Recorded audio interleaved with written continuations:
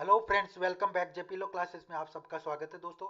आज भारतीय साक्ष्य अधिनियम का test number mock test number 3 है। ठीक है। और अगर आप इस चैनल पर नए तो एक बार इस चैनल को सब्सक्राइब कर लेना और बेल आइकन में क्लिक करना, जिससे नेक्स्ट क्लास का नोटिफिकेशन आपको मिल सके। ठीक है। और सबके सब सेशन को लाइक कर दें, शेयर कर दें। ठीक है। आज का सेशन हम स्टार्ट करें। तो आज का पहला क्वेश्चन है, उसका आंसर देना आपको फटाफट से। ठीक है। पहला क्वेश्चन है that there are certain object arranged in certain order in certain place is called. Option number 1 is fact, option number B is opinion, option number C is a document, option number D is a motive. तो हम हिंदी में देख लेते हैं। यह कि अमुक स्थान में अमुक क्रम में अमुक पदार्थ व्यवस्थित है, उसको क्या कहेंगे? एक तथ्य या एक राय या एक दस्तावेज या एक हेतु। बताइए फटाफट से, करेक्ट आंसर दीजिए। तो गाइस इसका करेक्ट आंसर कौन सा होगा वो बताना फर्स्ट का। तो राइट आंसर हो जाएगा option number 1 is A correct हो जाएगा। ठीक है। इसको क्या कहेंगे? फैक्ट्स कहेंगे। क्या कहेंगे? फैक्ट्स कहेंगे। ये एक क्या है? तथ्य है। ठीक है। यह एक तथ्य है। ठीक है। यह क्या है? एक तथ्य है। ठीक है। राइट आंसर हो जाएगा ऑप्शन नंबर 1, तथ्य है। ठीक है। यह एक फैक्ट्स है कि certain there are certain object arranged in certain order set in certain place is a called the facts, उसको तथ्य कहेंगे। ठीक है। Next question, question number second का आंसर दीजिए। whether a weapon whether a weapon is a deadly weapon is a question of option number A law, option number B fact, option number C opinion of expert witness, option number D opinion of जजेज। बताइए क्या कोई हथियार एक घातक हथियार है? यह प्रश्न है विधि का, तथ्य का, विशेषज्ञ, गवाह की राय, गवाह की राय, न्यायाधीश की राय। बताइए फटाफट से, सेकंड का आंसर दीजिए। करेक्ट आंसर कौन सा हो जाएगा? तो द राइट आंसर हो जाएगा इसका option number whether a weapon is deadly weapon is a question of fact हो जाएगा। राइट आंसर हो जाएगा ऑप्शन नंबर बी, जिसका ये क्या है? तथ्य है। ठीक है।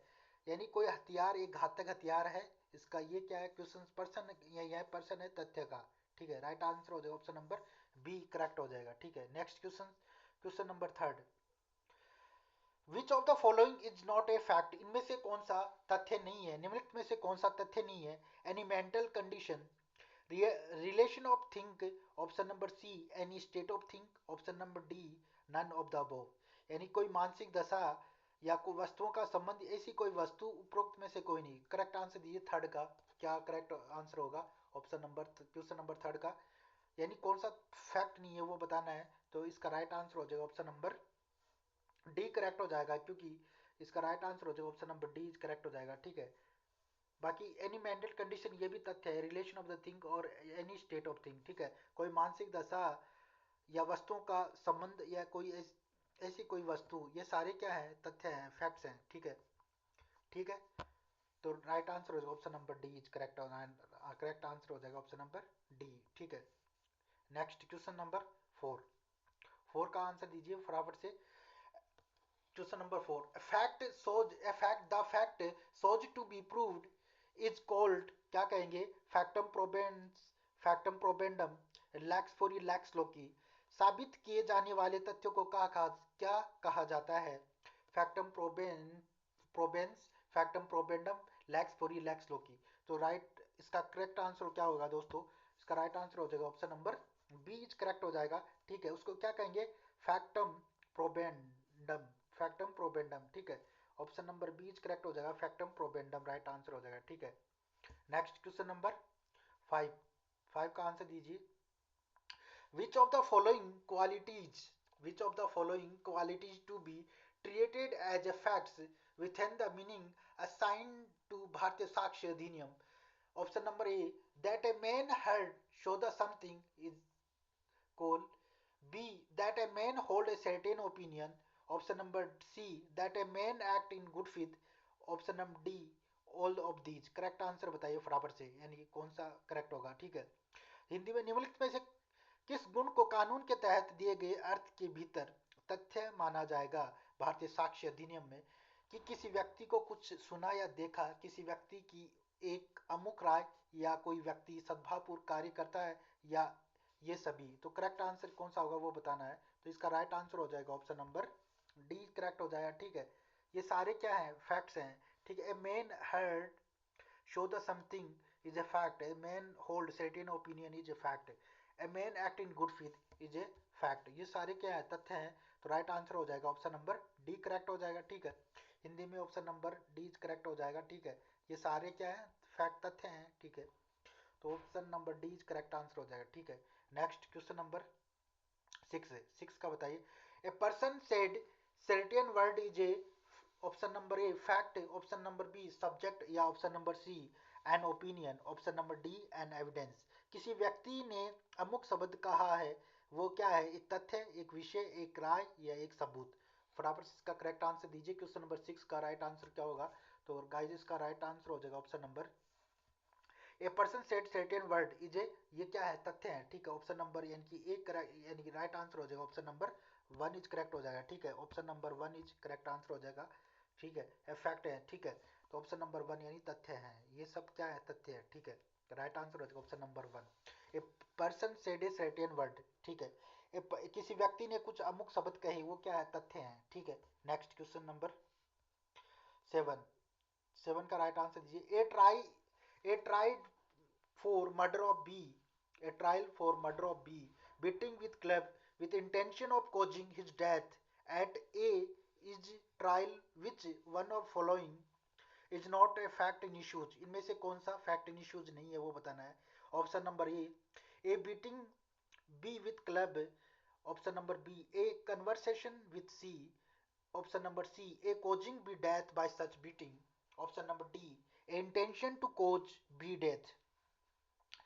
हिंदी में देख लेते हैं। क की मृत्यु कारित करने के आशय से उसे लाठी से मारकर उसकी हत्या कारित करने के लिए क का विचारण किया जाता है। क के विचारण में निम्नलिखित में से कौन सा एक तथ्य विवादक नहीं है वो बताना है। ऑप्शन नंबर 1 क द्वारा क को लाठी से मारना, ऑप्शन नंबर बी क द्वारा ख से बातचीत करना, ऑप्शन नंबर सी क का ऐसी मार द्वारा ख की मृत्यु कारित करना, ऑप्शन नंबर डी ख की मृत्यु कारित करने का क का आशय। तो गाइस करेक्ट आंसर बताना है दोस्तों। इसका राइट आंसर दीजिए फटाफट क्वेश्चन नंबर 7 का। तो इसका राइट आंसर हो जाएगा option number B is correct हो जाएगा, ठीक है। तो ये कन्वर्सेशन ऑफ बी ये राइट आंसर नहीं है इसका, यानी फैक्ट इन इश्यूज नहीं है, बाकी सारे फैक्ट इन इश्यूज है, ठीक है। तो इसका हिंदी में देख लेते राइट आंसर, ठीक है। Option number C, option number B is correct हो जाएगा हिंदी के अंदर। क द्वारा ख से बातचीत करना ये राइट आंसर हो जाएगा, ठीक है। ठीक है, ये विवादक तथ्य नहीं है B. Next question number 9। Question number 8। A fact alleged by one party and denied by other is case are termed as positive fact, negative fact, relevant fact, fact in issues, ठीक है। किसी मामले में एक पक्ष द्वारा आरोपित दूसरे पक्ष द्वारा अस्वीकृत तथ्यों को क्या कहा जाता है वो बताना है। तो इसका राइट आंसर हो जाएगा, क्या कहेंगे उसको, सकारात्मक, नकारात्मक तथ्य, या सुसंगत तथ्य, या विवादक तथ्यों, ठीक है। तो इसका राइट आंसर हो जाएगा option number D is correct answer हो जाएगा, ठीक है। राइट आंसर हो जाएगा option number D correct answer हो जाएगा।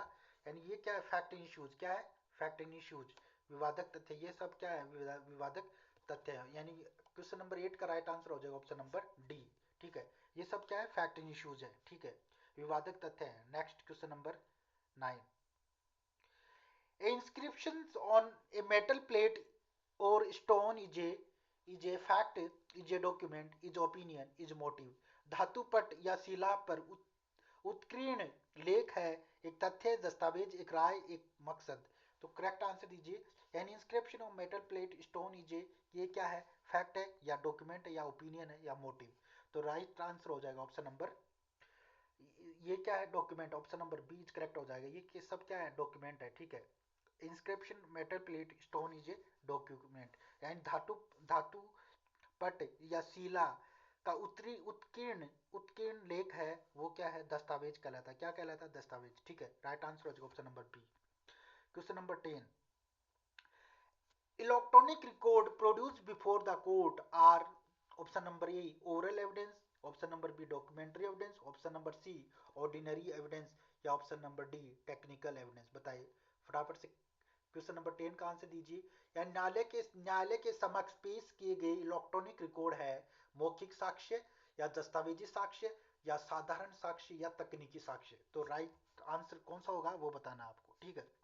तो 10 का राइट आंसर हो जाएगा ये क्या है? Electronic code produce for inspection of court, such document are called the documentary evidence को कहेंगे। Option number B is right answer हो जाएगा, ठीक है। इनको दस्तावेजी साक्ष्य कहेंगे। क्या कहेंगे? दस्तावेजी साक्ष्य कहेंगे, ठीक है। Next question number 11, which of the following does not come with the meaning of document? भारतीय साक्ष्य अधिनियम में डॉक्यूमेंट नहीं है, वो बताना है। राइटिंग इज ए डॉक्यूमेंट है। ऑप्शन नंबर बी मैप या टेलीफोनिक टॉक या वर्ड फोटोग्राफी। निम्नलिखित में से कौन सा भारतीय साक्ष्य अधिनियम के तहत दस्तावेज के अर्थ में नहीं आता? लिखित या मानचित्र या टेलीफोन पर बातचीत या फोटो खींचा गया शब्द। तो इसका करेक्ट आंसर देना है क्वेश्चन नंबर 11 का। तो guys, writing is a document, ये भी सही है। मे प्लान इज डॉक्यूमेंट सही है। वर्ड फोटोग्राफी सही है। तो option number C is correct answer हो जाएगा, ठीक है। टेलीफोनिक टॉक ये क्या है? ये दस्तावेज के अंदर नहीं आएगा, ठीक है।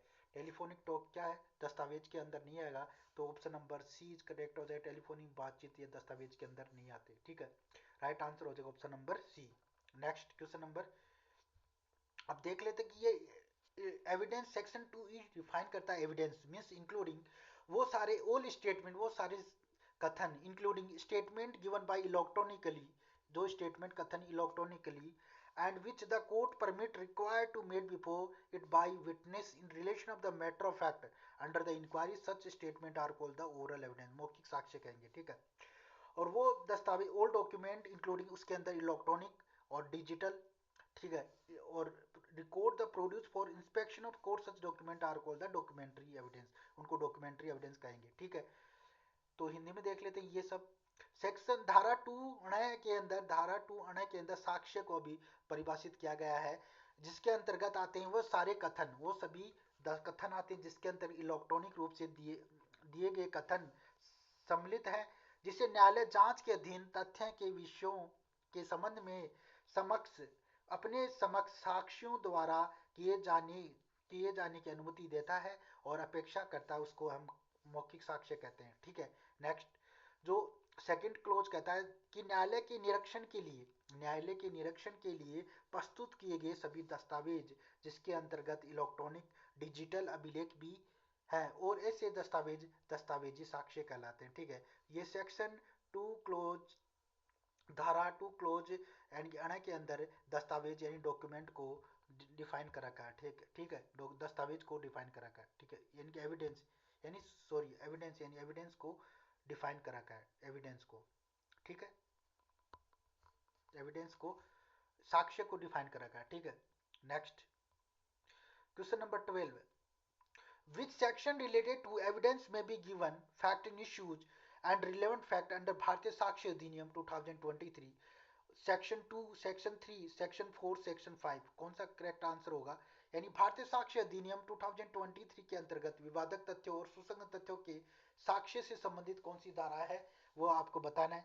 धारा धारा यानी ऑप्शन नंबर ए धारा 2, धारा 3, धारा 4, धारा 5, इसका करेक्ट आंसर देना है। क्वेश्चन नंबर 11 का लास्ट क्वेश्चन था, क्वेश्चन नंबर 11 का राइट आंसर देना आपको फटाफट से, ठीक है।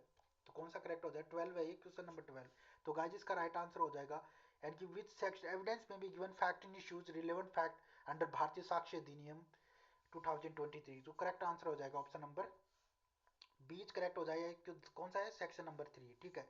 सेक्शन नंबर 3 के अंदर डील करता है एविडेंस में be given fact in issues relevant fact, ठीक है। यानी अंत विवादक तथ्यों और सुसंगत तथ्यों के संबंध में कौन सी धारा है? तो ये ऑप्शन नंबर बीच करेक्ट हो जाएगी, धारा 3 राइट आंसर हो जाएगा, ठीक है।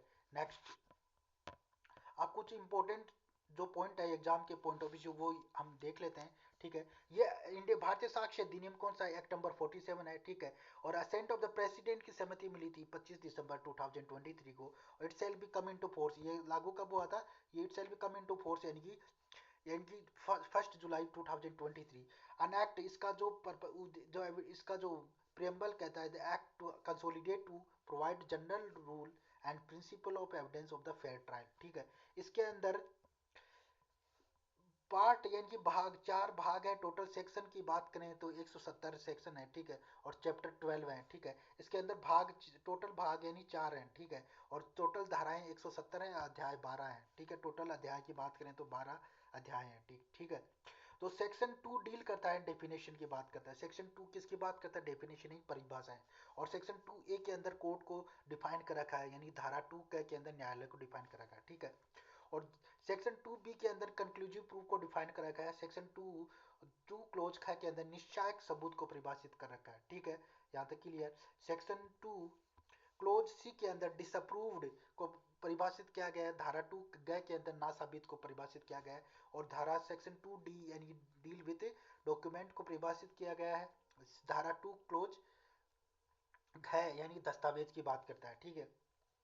और धारा 2 क्लोज ई के अंदर एविडेंस को परिभाषित किया गया है। धारा 2 क्लोज अण के अंदर साक्ष्य को परिभाषित किया गया है, ठीक है। यहाँ तक सब क्लियर, ठीक है। अगर आपको कोई डाउट हो, ठीक है, तो आप कमेंट बॉक्स में पूछ सकते हो, ठीक है। और आज के लिए मेरे साइड में इतना ही था, ठीक है। बाकी मिलते हैं नेक्स्ट क्लास के अंदर। एक बार सबके सब जाते जाते सेशन को लाइक कर दे, शेयर कर दें, ठीक है। अगर आप इस चैनल पे नए हैं तो एक बार इस चैनल को सब्सक्राइब करते हैं। इसका पीडीएफ आपको जेपी लॉ क्लासेस के टेलीग्राम चैनल पे मिलेगा, ठीक है। मिलते हैं फिर नेक्स्ट टेस्ट के अंदर, ठीक है। तब तक के लिए गुड बाय, टेक केयर, अपना ध्यान रखिए। फिर मिलते हैं नेक्स्ट क्लास के अंदर। Thank you for watching this video. To subscribe my channel.